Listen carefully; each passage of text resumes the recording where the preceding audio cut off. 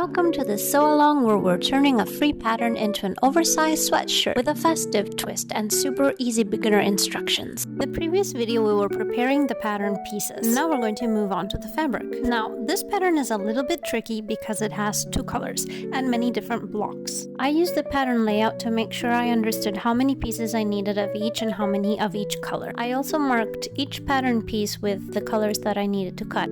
For some block pieces, you'll need to cut one piece, and for others, you'll need to cut two. That means that one of the pieces we're going to cut with the pattern facing up, and the other one with the pattern facing downwards. So if you're tracing your pattern pieces on the pretty side, this should work. Another thing we're going to find is cut on the fold. The fold being this here. What that means is that we're going to take our fabric and fold it in half, and then we're going to align the fold of our fabric with the fold that's indicated in the pattern. That way when we open our fabric, it will be twice the length. Next is this arrow that's going to be showing you the direction of your grain line. This is important because the sweatshirt fabric is going to have one side that is very stretchy and one side that is not so stretchy.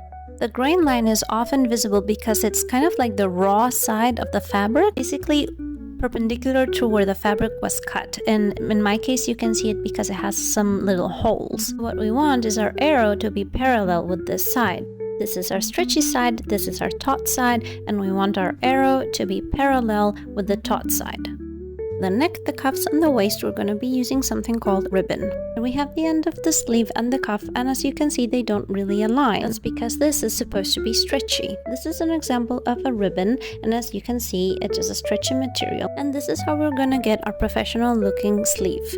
You don't have to use a ribbon, but then you need to remember to adjust the neck, the cuffs, and the waist to the size of the other pieces. And this is everything you need to take into account to prepare to cut your fabric pieces in the next video.